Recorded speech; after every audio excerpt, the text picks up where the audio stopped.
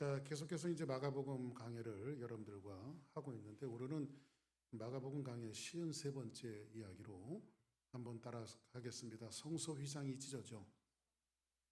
성소 휘장이 찢어져. 자, 지난주에 드렸던 말씀을 기억하십니까? 제목이 뭐였죠? 십자가로 가는 길이라고 하는 제목으로 말씀드렸습니다.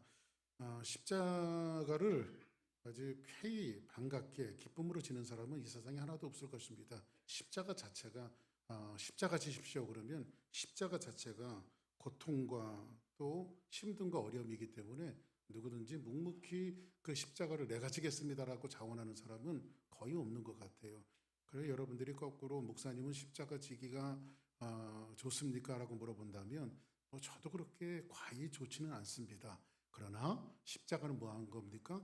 괴로워도 즐거워도 묵묵히 지는 것이 바로 십자가입니다. 그래서 우리가 하나님을 생각할 때 잠시 지난주에 말씀드렸지만 찰스 고슨이 썼다는 책 중에 그 능력 종교, 그러니까 우리가 하나님을 어떻게 이해하고 있냐면 오늘 아침에 제가 일부 예배 드리다가 우리 사역자들한테 어릴 때 제가 봤던 그 만화 영화를 이야기했더니 생각보다 우리 김정우 돈사님이 알고 계시더라고요, 그거를. 그래서 제가 어릴 때 봤던 만화 영화 중에 그 짱가라고 하는 만화 영화가 있었어요. 짱가.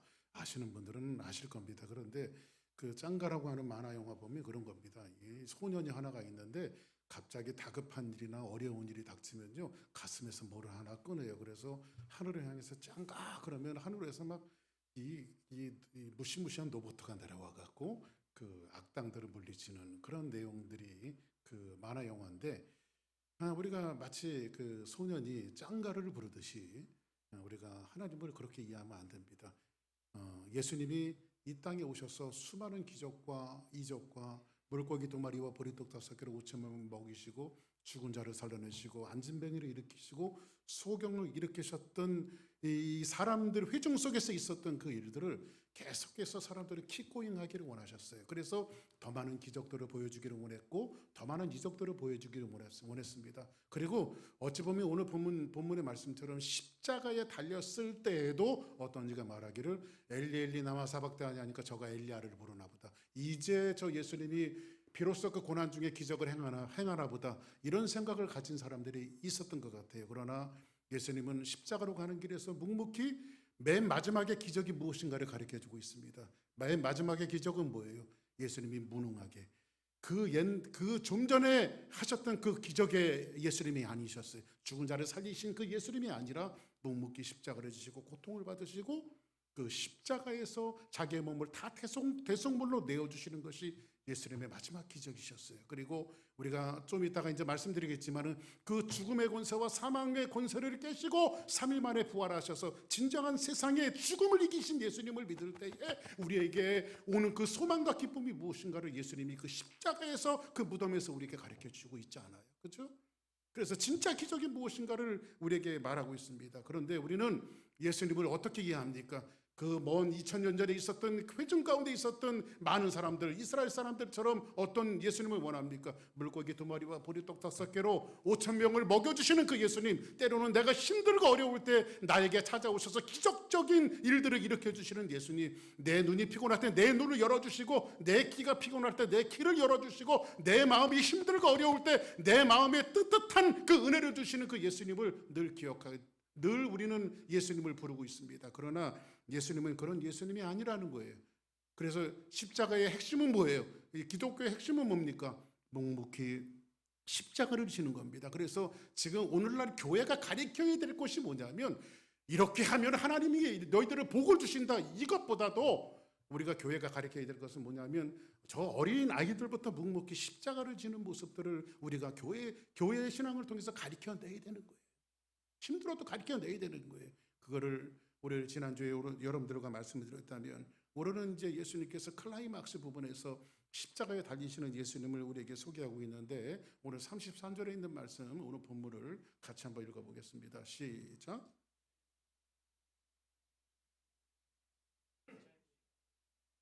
자, 보세요. 제6시가 되매 온 땅에 어둠이 임하여 제9시까지 계속하더니, 이렇게 말하면 예수님이 십자가에 달리시는 그 모습들을 오늘 말씀을 통해서 이야기하고 있는데, 이 마가복음은 누가 썼죠? 제가 너무 쉬운 걸 물어본다. 다시 한번 말씀드리겠습니다. 마가복음은 누가 썼죠? 마가복음은 마가가 썼습니다.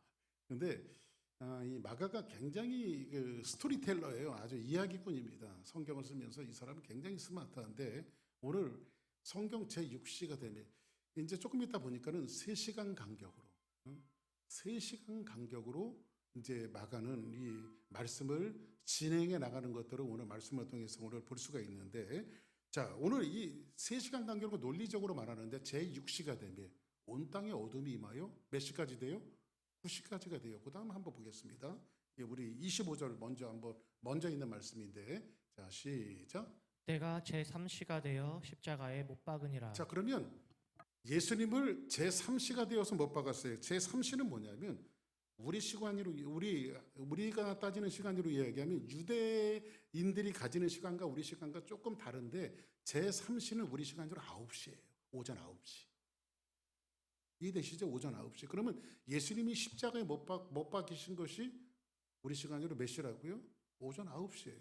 그런데 조금 아까 보니까 예수님 십자가에 못 박히고 나서 6시까지 되매 온 땅에 어두움이 임하여 제9시까지 되더라 이렇게 말합니다. 그러면 그 6시는 몇 시가 될까요?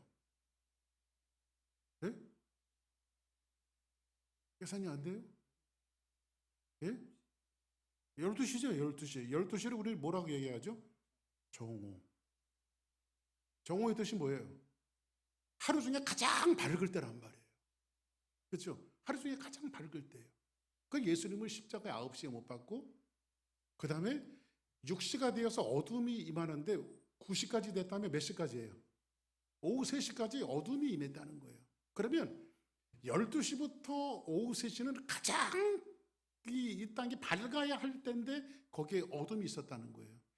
아마 그 신학자 중에 도널드 거슬이라고 하는 분이 있는데 이분이 이거 성경의 해석을 안 읽고 그분의 마음을 이렇게 표현을 했어요. 어떻게 표현했냐면 이 장면은 하나님께서 버림당하는 자기 아들을 참아 볼 수 없어서 세상을 어둠으로 덮었다. 이렇게 표현을 했어요.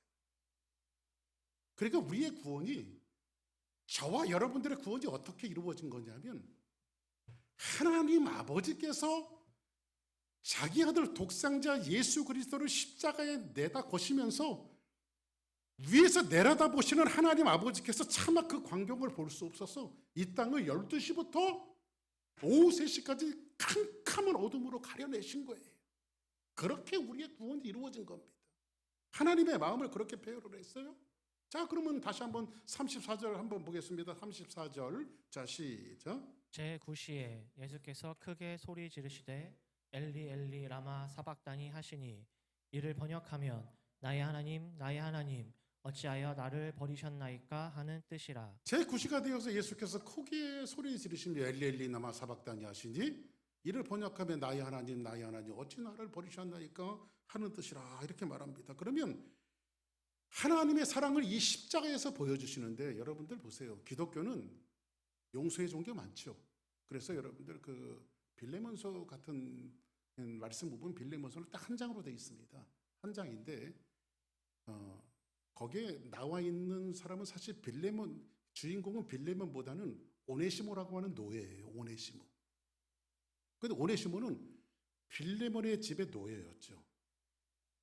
빌레몬의 집의 노예였는데 이 오네시모가 빌레몬의 집에서 큰 손해를 입히고 무슨 손해인지 정확하게 나와 있지 않지만 도망을 가버려요.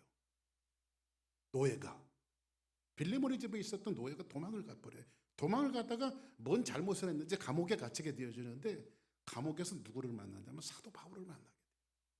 감옥에서. 그래서 사도 바울 옆에 있으면 누구든지 변화되어지잖아. 그렇죠? 이 질문을 좀 해야 되겠는데 여러분 옆에 있으면 누구든지 변화됩니까? 그리스도 이름으로? 더 흉측한 인물이 되어집니까? 더 좋은 사람이 그리스도인이 되어집니까? 여러분들이 생각하시면 돼요. 사도 바울은 누구든지 옆에 있으면 전부 다 그리스도인들로 변화가 되어졌어요. 근데 왜 우리 옆에 있으면 흉측한 인물로 변화될까요? 좋은 영향을 주는 여러분들이 되기를 주의 이름으로 축복합니다. 근데 사도 바울을 만나고 나서 오네시모는 참 그리스도인이 되어져요. 그리고 복역을 하고 이 오네시모를 빌레몬의 원래 주인이었던 빌레몬의 집에 돌려보내는 거예요. 돌려보내면서 그의 손에 편지 하나를 써서 돌려보내는 그 책이 바로 빌레몬서예요. 빌레몬에게 보내는 편지라고 했고 빌레몬서예요.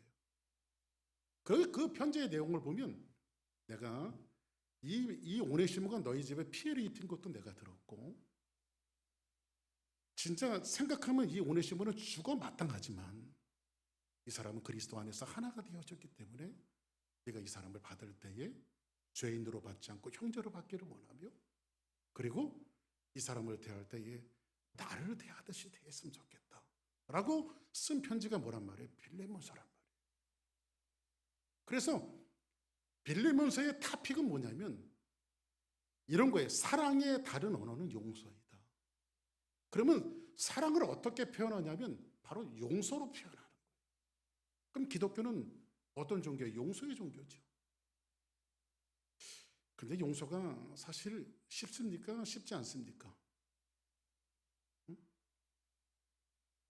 목사님 나한테 한번 거꾸로 물어봐요. 목사님이 용서가 쉽습니까? 안 쉬워요. 용서가 쉬운 게 아니에요. 근데 기독교 자체를 보면 기독교는 용서라고 하는 것을 용서의 종교인 것은 분명하지만 무조건적인 용서를 지지하지 않습니다. 거기는 용서는 뭐가 따라야 돼요? 대가가 따라야 합니다. 빌레몬이 용납하고 오네시모를 받아들였을 때에 이 오네시모는 사실은 초대교회의 야사에 의하면 그 전설에 의하면 아주 중요한 감독이 되어져요.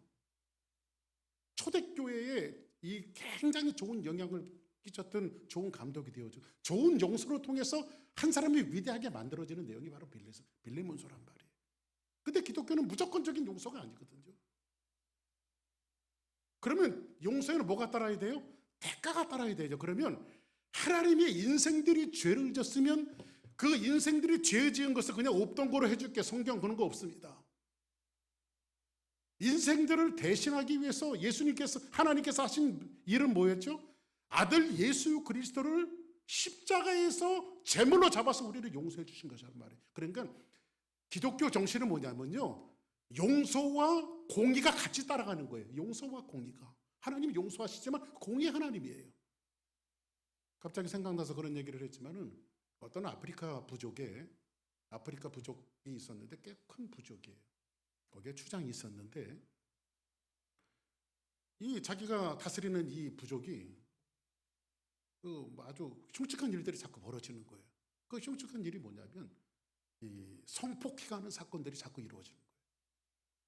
그래서 이거 안 되겠다 해갖고 신하들을 모아서 이 일은 우리 부족에서 있을 수 없는 일이니까 이 일을 하는 자는 어떻게 하면 좋겠소? 하고 이렇게 저렇게 얘기하다가 추장이 그럼 좋다. 만약에 이 일을 나쁜 짓을 이 행하는 자는 만약에 잡히면은 아주 두 눈을 뽑아갖고 앞을 못 보는 사람으로 만들자. 해갖고 추장이 추상 같은 명령을 내립니다. 앞으로 우리 부족 가운데 이런 일이 일어나면 누구든지 막론하고 눈을 뽑아버리겠다. 명령을 내렸습니다. 그런데 그 명령을 내리고 법으로 제정하고 난 이후에 제일 처음으로 잡혀온 사람이 그 죄를 져서 잡혀온 사람이 누구냐면 추장의 아들이에요. 이 추장의 아들이 잡혀왔어요. 이 추장의 아들은 이 추장의 뒤를 이어서 다음 보위를 이어야 될 아들이에요. 다음 정권이에요. 그래서 신하들이 찾아와서 추장에게 말합니다. 추장님, 그래도 다음 보위를 이어야 할 왕자님에게 어떻게 눈을 뽑습니까? 절대 뽑으면 안 됩니다. 근데 추장이 수구에 들어갑니다. 그러더니 보좌에 앉아서 추상 같은 명령을 내리는데 그 추상 같은 명령은 여봐라! 당장 저놈의 누나를 뽑아버려라 이거예요. 뽑아버려라. 너무 추상 같은 명령이니까 신하들이 가서 왕자의 눈 하나를 뽑아버립니다. 그리고 다음 눈을 뽑으려고 할 때에 추장이 잠깐 하고 소리를 칩니다. 그랬더니 사람들이 추장을 보는데 추장의 한눈에서 피가 줄줄줄 흐르고 있어요. 손에서 피가 툭툭툭 떨어지고 있어요. 그건 뭐냐면 추장이 자기 손으로 자기 눈 하나를 파버린 거예요. 한눈은 놔둬라. 한눈은 내 누나를 뽑았으니까 그거로 대신하겠다. 이게 공이죠. 이게 공이죠. 그러니까는 하나님이 무조건 용서해 주시는 그런 건 없어요. 그러니까 하나님이 우리를 용서해 주신 것을 누구를 통해서? 아들 독생자 예수 그리스도를 십자가에 내다 거신 것으로 말미암아 우리가 그 구원을 받은 거예요. 우리 인생들이.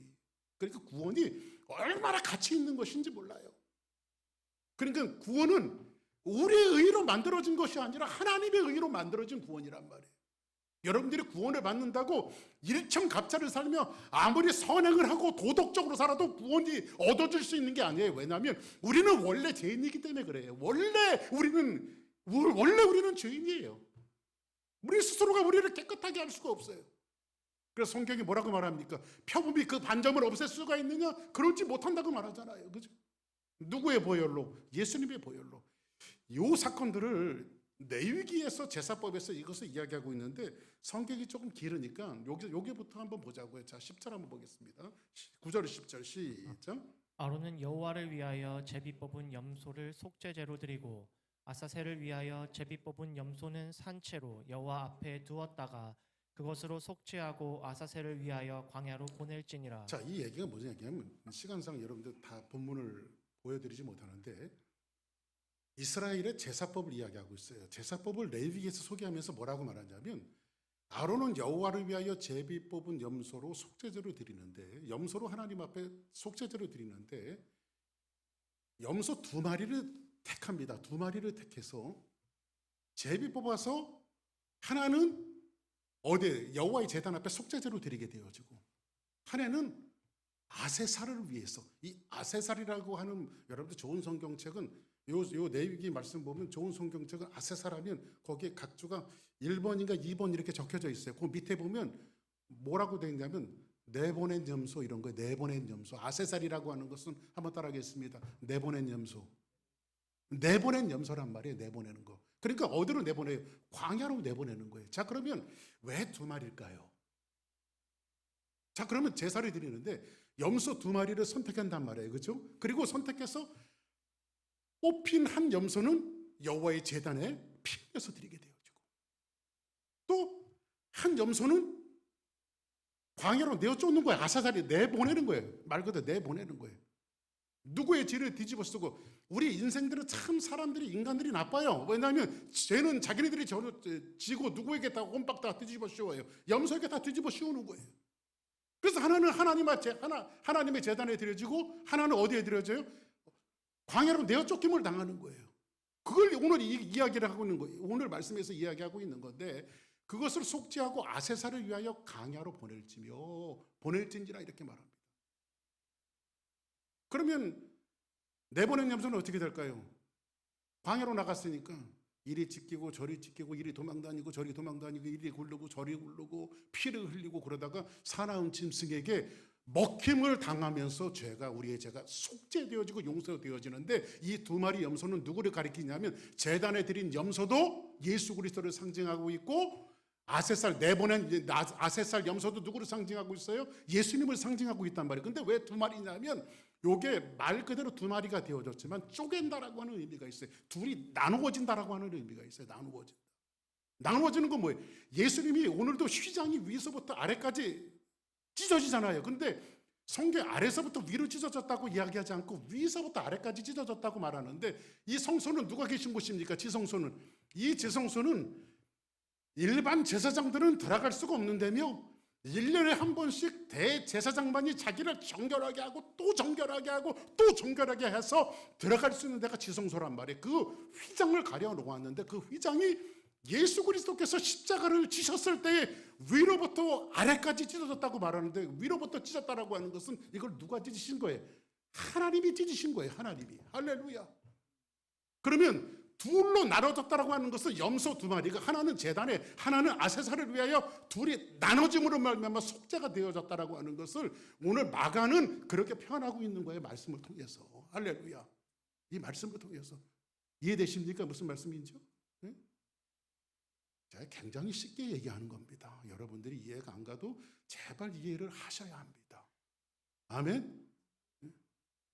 자, 오늘 그 말씀을 그렇게 이야기하고 있는데 이것을 가지고 히브리서 기자가 뭐라고 말하냐면, 자, 이렇게 우리 레위기 16장 27절 한번 더 봅시다. 시작. 속죄제 수송아지와 속죄제 염소의 피를 성소로 들여다가 속죄하였은즉 그 가죽과 고기와 똥을 밖으로 내다가 불사를 것이요. 자, 보세요.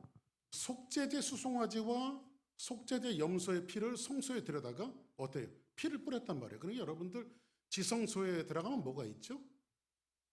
지성소에 가면 뭐가 있어요? 여호와의 법궤가 있어요. 그 법궤 안에는 여러분들이 잘 알다시피 세 가지의 상징물이 그 법궤 안에 들어가 있죠. 그 법궤의 세 가지 상징물이 뭐예요? 아론의 쌍난 지팡이, 만나, 그 다음에 십계명. 요 세 가지가 들어가 있는데 이 세 가지는요 어떤 표시일까요? 이게요.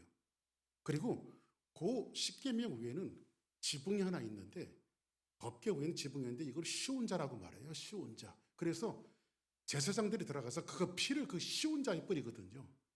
그래 은혜의 시온자예요. 그래서 그러면 왜 그 지붕에다가 이 법궤의 지붕에다가 그걸 뿌렸을까요? 이 세 가지 그 유형물들이 있는데 이 세 가지 유형물들이 여러분들 만나가 뭡니까? 생명의 떡이신 예수님을 가리키지만은 만나가 여러분들 왜 만들어진 만나예요? 이스라엘 민족들이 먹을 것이 없다고 불평하며 원망해서 만들어진 것이 만나예요. 그러면 이게 축복의 산물이에요? 죄의 산물이에요? 인간의 불평과 원망이 만들어낸 것이 바로 만나예요. 그래서 예수님이 뭐라고 말하죠? 사람이 떡으로만 살 것이 아니요 여호와 입에서 나오는 말씀으로 살 것이니라. 그래서 진정한 만나가 무엇인가를 우리에게 가르쳐주고 있는데 그 진정한 생명의 떡이신 예수님이 십자가에서 자기 몸을 내어주신 진정한 만나를 우리에게 말하고 있는 거예요. 그러나 모세가 받았던 그 법궤 안에 있었던 그 만나는 뭐의 산물이에요? 불평과 원망과 죄의 산물이란 말이에요. 그렇죠?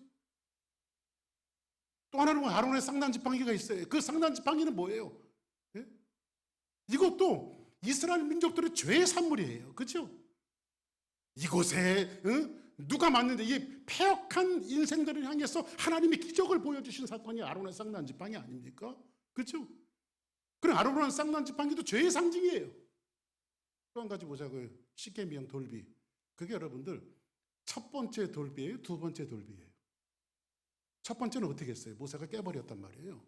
그저 내려와서 우상놀이하는 인생들을 보고 모세가 깨버렸어요. 그리고 두 번째 하나님이 만들어주신 돌비를 그 하나님 받아. 세 개 다 뭐예요? 인생들이 얼마나 큰 죄인인가를 우리에게 상징해주고 있는 그림들을 그 법궤 안에 담아놨어요. 그리고 그 법궤의 지붕을 시온자라고 해서 대제사장만이 들어가서 그 위에 예수님을 상징하는 보혈을 그 위에 붓고 우리 같은 인생에게 은혜를 달라라고 하는 그 표정을 어디에 담아놨냐면 바로 법궤 안에 담아놓은 거예요. 이해되시면 아멘 하시기 바랍니다. 아멘.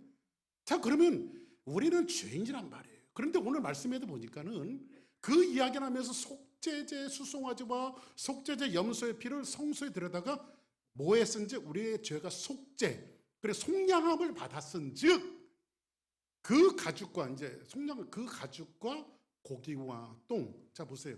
가죽. 그다음에 뭐 먹는 고기, 똥 이런 것들이 나와요, 안 나와요? 그 똥은 어떻게 해요? 밖에 내다가 불사를 것이며. 그러면 이 세 가지는 뭘 오물을 상징하잖아요. 오물. 그렇죠? 오물을 상징하고 있는데 이거를 히브리서 기자가 어떻게 해석을 하고 있냐면 히브리서 기자가 한번 한 걸 봅시다. 시작. 우리에게 제단이 있는데 장막에서 섬기는 자들은 그 제단에서 먹을 권한이 없나니 이는 죄를 위한 짐승의 피는 대제사장이 가지고 성소에 들어가서 그 육체를 영문 밖에서 불사람이라. 자, 그럼 영문 밖에서 불사람이라라고 이야기하면서 그 다음 절을 볼까요? 시작. 그러므로 예수도 자기 피로써 백성을 거룩하게 하려고 성문 밖에서 고난을 받으셨느니라. 그런즉 우리도 그의 치욕을 짊어지고 영문 밖으로 그에게 나아가자. 할렐루야. 자, 그러면 예수의 피로 우리의 죄를 정결하게 하시고 예수님의 고난을 받았으니 우리도 그 치욕을 짊어지고 어디로 나가자? 영문 밖으로 나가자. 그럼 이 말이 무슨 말이냐면 하나님 앞에 속죄 제물을 드린 것은 드린 것이고 거기에서 나와 있는 오물과 더러운 것들은 누가 뒤집어 쓰신 거예요? 예수님이 뒤집어 쓰신 거예요. 그리고 그것을 어디에 영문 밖에 나가서 불살라서 우리의 죄가 속죄되어졌단 말이에요. 그러면 쉽게 성경적으로 표현하자면 좀 격한 표현이라도 우리가 쌓아 저질러는 그 죄를 누가 짊어지시고 예수님이 다 짊어지셨단 말이에요. 어디에서? 십자가에서. 아멘. 십자가에서. 그리고 나서 성경은 뭐라고 말하냐면 예수님이 십자가에서 지신 것으로 끝나는 것이 아니라 우리를 초청하고 있는데 뭐라고 이야기합니까? 그런즉 우리도 그 치욕을 짊어지고 영문 밖으로 그에게로 나가자고 말합니다. 그러면 예수 믿은 사람들은 어떤 삶을 살아야 합니까? 예수님이 그 치욕을 짊어지셨듯이 그 오욕과 오물을 다 뒤집어 쓰셨듯이 우리는 어떤 삶을 살아야 합니까? 그래 여러분들 지난주에도 말씀드린 대로 그리스도의 삶은요 뭐 잘 먹고 잘 살라고 예수 믿는 거 아니에요. 사실은 목사님 저도 여러분들의 길을 좀 이렇게 달콤하게 해드릴 수 있는데 기독교 정신은 잘 먹고 잘 살라고 여러분들 기독교가 있는 게 아니에요. 제가 금요일마다 여러분들 기도에 대해서 말씀드리죠. 기독교는 뭐라고 그랬어요? 기도교라고 말했어요. 기도.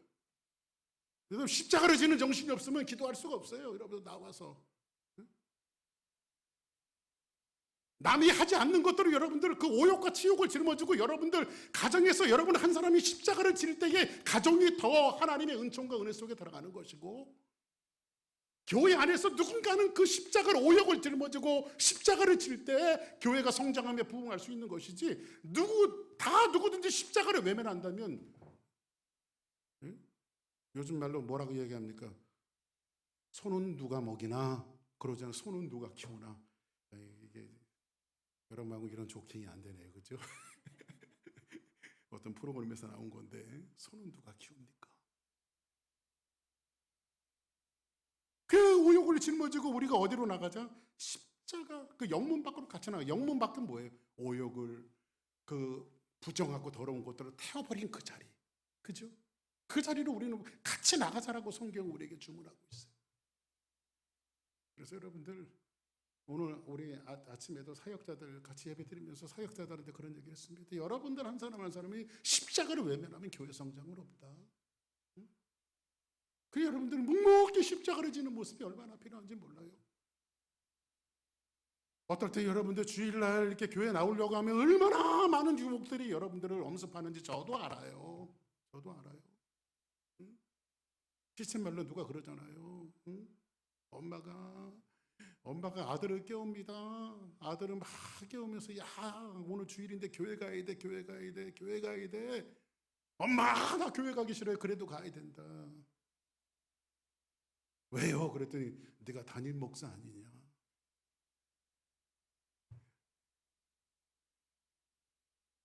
가고 싶지 않아도 짊어지고 싶지 않아도 하고 싶지 않아도 그렇게 짊어지는 것이 뭐예요? 바로 십자가예요. 그 예수님의 십자가가 있었기 때문에 저와 여러분들이 영생을 받고 구원을 받은 거 아니겠어요? 볼까요? 자, 마가복음 15장 오늘 본문으로 다시 돌아갑니다. 시작. 곁에 섰던 자 중 어떤 이들이 듣고 이르되 보라 엘리야를 부른다 하고 한 사람이 달려가서 해면에 신 포도주를 적시어 갈대에 깨어 마시게 하고 이르되 가만두라 엘리야가 와서 그를 내려주나 보자 하더라. 마지막까지 사람들은 기적을 원하고 있죠. 이 예수께서 큰 소리를 지르시고 숨지시니라 이에 성소 휘장이 어디서부터 위로부터 아래까지 찢어져 둘이 되어진지라. 그래서 한 마리 제단에 바친 염소와 한 마리 내보낸 염소가 찢어지면서 우리의 속죄를 이루셨듯이 예수님의 몸이 찢어지는 순간 휘장도 찢어지고 그 휘장은 누구만 들어가요? 대제사장만이 들어갈 수 있었던 그 지성소로 누가 들어갑니까? 저도 들어가고 여러분도 들어가고 할렐루야. 그래서 우리는 목사님이 제사장이 아니라 만인 제사장 여러분들도 다 제사장들이에요. 하나님 앞에. 그래서 저한테 와서 고해성사 할 필요 없어요. 근데 여러분들이 십자가의 은혜를 가지고 예수의 이름으로 가지고 하나님 이런 잘못 졌는데 저 같은 이 죄인도 용서받을 수 있나요? 그러면 하나님이 70번씩 7번이라도 예수의 이름으로 나오는 자들은 뭐예요? 용서하신다는 거예요. 할렐루야. 용서하신다. 이 사건을 히브리서 기자가 뭐라고 이야기합니까? 같이 한번 읽어볼까요? 시작. 또 그들의 죄와 그들의 불법을 내가 다시 기억하지 아니하리라 하셨으니 이것들을 사하셨은즉 다시 죄를 위하여 제사 드릴 것이 없느니라. 그러므로 형제들아 우리가 예수의 피를 힘입어 성소에 들어갈 담력을 얻었나니 그 길은 우리를 위하여 휘장 가운데로 열어놓으신 새로운 살 길이요 휘장은 곧 그의 육체니라. 할렐루야. 예수님이 십자가에서 생명의 길을 열어놓으셨어요. 할렐루야. 다시는 염소 잡아 드리지 않아도 돼요. 아멘. 다시는 양 잡아 드리지 않아도 돼요. 누구의 이름으로? 예수의 이름으로. 할렐루야.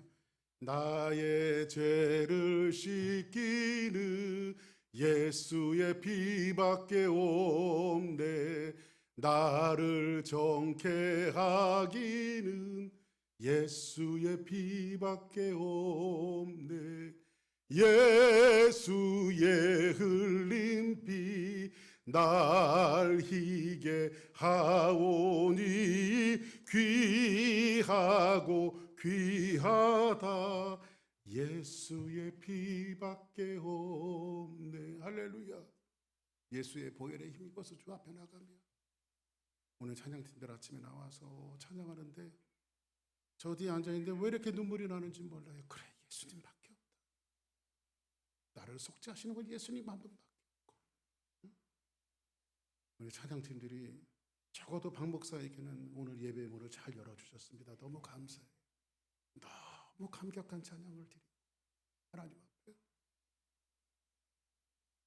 그 예수님의 이름이 너무 보배롭고 그렇죠? 귀한 분이고 그 예수의 보혈이 저같이 여러분같이 흉측한 존재들이 예수 믿고 구원을 받는 놀라운 역사가 있었잖아요. 할렐루야. 이거 하나만 갖고도 신앙생활하면서 제일 힘든, 제가 목회하면서 제일 힘든 교인이 누군지 아십니까? 제가 목회하면서 가장 힘든 교인이 누군지 아세요? 여기는 없어. 그러니까 말씀드리는 거지. 저하고 줄다리기 하는 사람들 있잖아요. 줄다리기 하는 사람. 나올까 말까, 나올까 말까, 할까 말까, 할까 말까. 아유, 그것만 생각하면 얼마나 힘든지 몰라. 스트레스 받고.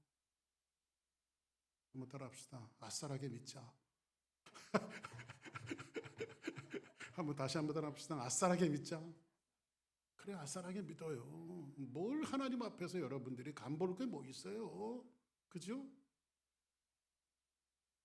오늘 그 예수의 십자가의 사건에 첫 번째 휘장이 위로부터 아래까지 갈라진 그 사건 속에 넘버 원으로 그 휘장 안에 들어온 한 은혜 받은 사람을 마지막에 소개하고 있습니다. 그 사람이 누굽니까? 한번 같이 볼까요? 시작. 예수를 향하여 섰던 백부장이 그렇게 숨지심을 보고 이르되 이 사람은 진실로 하나님의 아들이었도다 하더라. 할렐루야. 예수를 향하여 섰던 백부장, 이 백부장은 로마 사람의 로마 군인의 백부장이에요. 로마 군인 중에 백부장은 장교의 꽃이고 모든 수많은 전쟁을 치러서 전쟁 영웅이 바로 백부장들입니다. 근데 그 백부장을 위시해서 그 사람들이 예수를 십자가에 못 박았어요. 근데 예수님이 십자가에서 숨지시는 그 사건들을 보고 예수님의 몸이 찢어져서 하나는 제단에 드려지고 하나는 아세살이 되어서 희생의 제물로 나간 그 사건을 예수님의 육체 가운데 보았던 그 백부장이 그 예수님을 바라보면서 뭐라고 말하는지 아십니까? 예수를 향하여 섰던 그 백부장이 그렇게 숨지심을 보고 이 사람은 진실로 하나님의 아들이었다. 제일 먼저 꼬리를 해요. 제일 먼저 휘장 사이로 들어와요. 여러분들 로마 사람들에게는요, 가이사 황제가 신이에요. 신의 아들이에요. 아마 이 백부장은요, 로마 사람으로서 로마 장교로서 수없이 그 고백을 했을 거예요. 가이사는 신의 아들이다. 가이사는 신의 아들이십니다. 이 우리나라 그 일제 강점기 때 그 뭐예요? 그거 뭐 신사참배 해갖고 일본 천황을 뭐로 했어요? 신으로 숭배하게 만들었잖아요. 신으로 숭배하게 만들었잖아요. 그거보다 10급절, 100급절 더 세다고 생각하면 돼요. 노마의 황제는 신이에요. 신의 아들이에요. 그러면 노마의 장교가 평생 그 고백을 하고 살았을 거예요. 그렇죠? 신의 아들로서 고백하고 살았을 거예요. 근데 예수의 십자가는 사건을 바라보고 주인을 바꿔버려요. 누구로? 그 예수님이 진짜 하나님의 아들, 진짜 신의 아들로 바꿔버려요. 그게 바로 십자가예요. 할렐루야. 십자가는 그렇게 위대하고, 십자가는 그렇게 능력이 있고, 십자가는 그렇게 힘이 있어요. 할렐루야. 예수가 그렇게 능력이 있고, 예수가 그렇게 힘이 있고, 예수의 십자가가 기적이에요. 할렐루야. 여러분들 그 십자가를 바라볼 때, 여러분들이 한 주간도 그 십자가를 바라보고 나갈 때, 이런 기적적인 역사, 살아나는 역사, 많은 열방들이 예수 앞에 항복하고 돌아오는 역사가 벌어지기를 주의 이름으로 축복합니다. 예수의 십자가를 지면 여러분들 예수님을 믿는다는 게 뭘까요? 예수님, 그 하나님을 존중히 여기는 거예요. 그 존중히 여기는 건 뭘까요? 바로 십자가를 지는 겁니다. 성경 사무엘상은 이렇게 말합니다. 나를 존중히 여기는 자를 내가 존중히 여기고 나를 멸시하는 자를 내가 경멸하리라. 여러분들 한 주간 동안 사시면서, 여러분의 평생 사시면서 어떻게 하나님을 존중하며 사시겠습니까? 하나님을 존중하며 사시는 방법을 한 가지 가르쳐 드릴게요. 그것은 뭐냐면 묵묵히 십자가를 지십시오. 여러분들에게 메워주신 그 십자가를 묵묵히 지는 것이 하나님을 존중하는 것입니다. 그 존중함을 가지고 나갈 때에 여러분들이 십자가를 지는 그 자리에서 영혼이 돌아오는 소리가 들릴 것이며, 가족이 회복되어지는 소리가 들릴 것이며, 교회가 부흥하는 소리가 들릴 것이며, 여러분의 삶이 열리는 역사가 벌어질 것이며, 여러분의 자녀들이 영적으로 살아나는 역사가 벌어질 거예요. 할렐루야. 이게 십자가의 생명이에요. 할렐루야. 이 십자가를 지고 한 주간도 믿음으로 승리하는 우리 주사랑 성도들 되기를 주의 이름으로 축복합니다. 다 같이 자리에서 일어나시겠습니다.